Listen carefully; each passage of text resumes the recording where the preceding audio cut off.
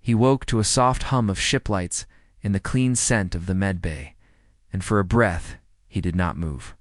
He only listened, one slow inhale, one slow exhale. And the old memory of storms on Earth settled his nerves. When he opened his eyes, he saw a figure near the tool cart, a slim shape with silver hair braided down her back. Pale blue skin, faint like moonlight, long fingers steady over the scanner set. She was not human, but her eyes were kind. And in that calm look, he felt safe. Her name was Lily, an alien nurse by training and a guardian by choice. She had been on watch all night. The ship had crossed a silent drift of debris, and there had been a sudden shudder. He had hit a bulkhead. And now he rested on the cot with a wrap on his ribs and a steady band of warmth on his shoulderly. Kept her balance on the edge of the tool bench. Sorting clean instruments into tidy rows, she had the habit of perching high to see the whole room. Like a hawk in a tree line, he thought it was funny in a gentle way, and he smiled without sound. A nurse entered. Megan, with dark curls and a soft voice, she checked the vitals pad, then gave a nod to Lily. Megan spoke in calm words, the kind to comfort a tired crew. He heard only a few. Stable. Watch the swelling. Bring fluid. Then Megan glided away to the far bay to help a pilot with a sprain tried to sit up. A small motion in his ribs told him to move slow. Lily noticed at once. She slid down from the tool bench and stood near. Her hands hovered like wind over tall grass, not touching yet ready to help. Her voice was warm rain, steady and light. You are safe. Stay easy. Breathe with May. He followed her rhythm, and a soft strength flowed back. He felt less like a broken spar and more like a branch that could still bend without snapping. He said his name. He said he was fine. He said he could walk. He always said that. And Lily only smiled, a patient smile wise to old humanpredator. Ship was the Arc Cinder, a freighter that often carried more hope than cargo. Its crew was a weave of worlds, and the medbay was the heart, the place where fear left its boots at the door. The night had brought worry, but the morning brought clarity. And Lily made clarity feel like a friend thin. The alert line glowed along the ceiling, a silver thread of light, silent and firm. The bridge sent a coded pulse. Unknown contact off the port bow. Systems steady. Shields on low. Crew to stations. Medbay stand Retta. Megan returned at once. Her eyes met Lily.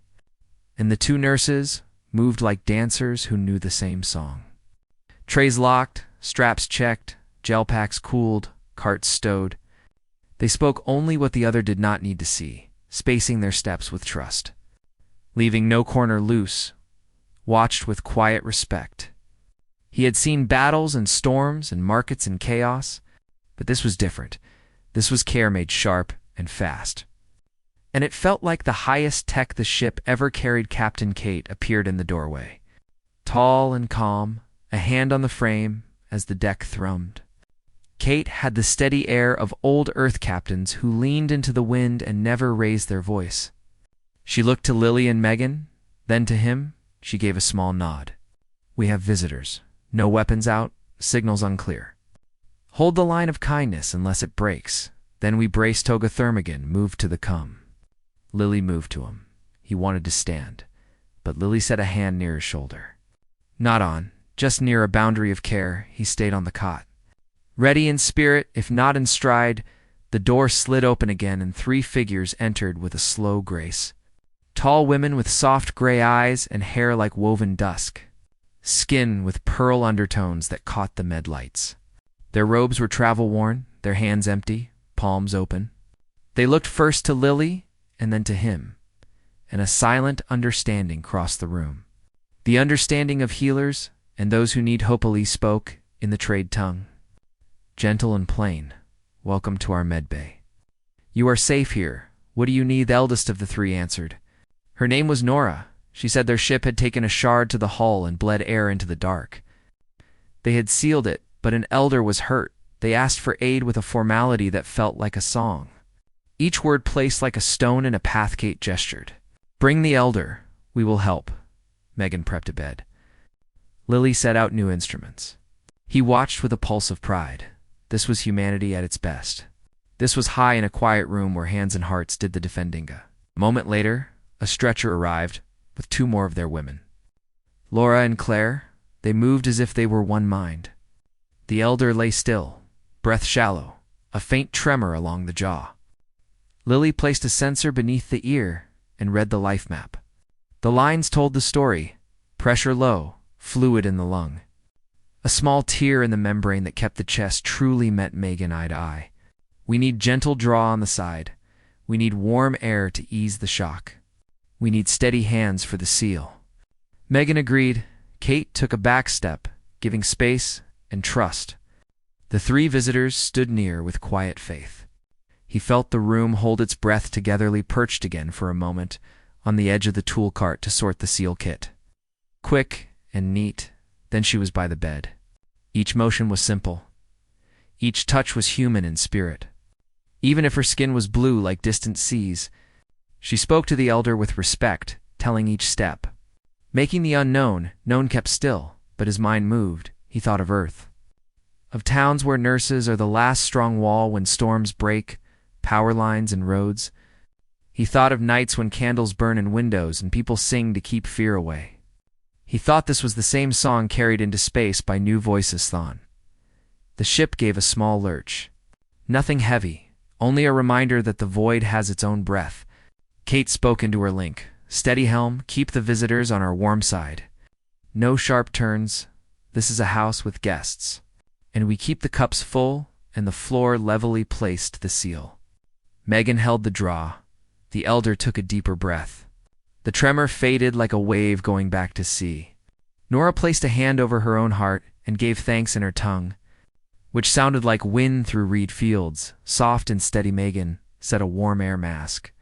Lily measured recovery, and a slow smile grew on her face. The kind of smile that feels like sunrise after a long night. The elder rested. The room loosened. The thin wire of fear unwound. Nara stepped forward to speak to Kate. A soft request. Could they share who they were? Could they ask who we were? Could this be the start of a path rather than a corner where 2 ships pass in fog and never meet again? Kate listened and said, yes, we share when care is given and received. That is our way here. People were healers who travel between quiet worlds.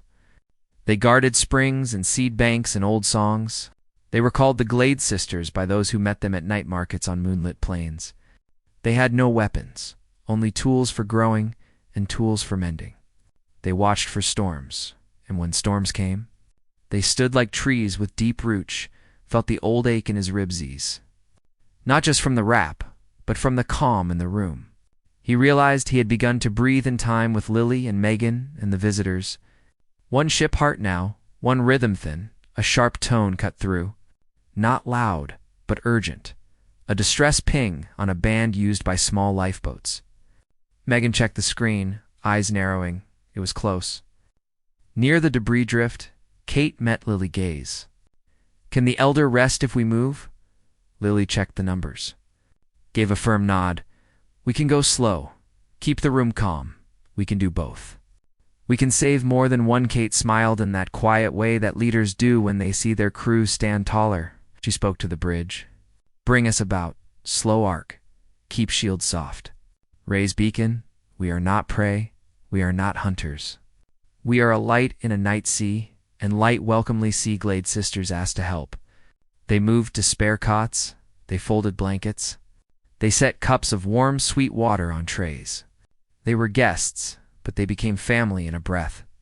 This is what care does. It turns strangers into. Kazen's lifeboat came into view on the wall screen, turning slow like a leaf in a creek. Inside were 3 small figures, 2 mid-age and 1 young. Suits patched with tape, breath count shallow. Lily watched the numbers with calm eyes. Megan read the pattern of panic and made the antidote with simple words. Hold on, we see you. Stay with you steams. Went to the bay. Kate kept the line of kindness firm.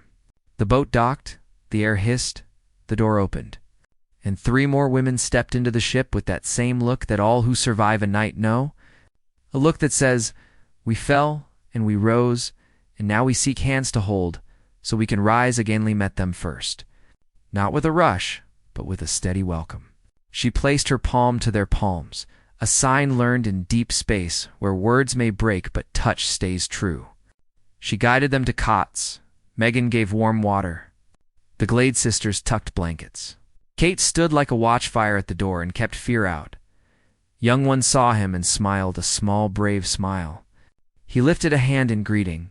He said his name in a soft voice. He told her that the ship was safe and the nurses were the best. He said that once he had been scared of the dark, too, and then a friend showed him how to breathe and listen to his own heart, and that the heart knows the way. Homelily checked his rap. Her eyes were bright like new steel, kind and strong. She told him without words to rest, and he did. For a time he drifted on the sound of soft voices and the gentle clink of cups and the faint song Nora hummed to the elder.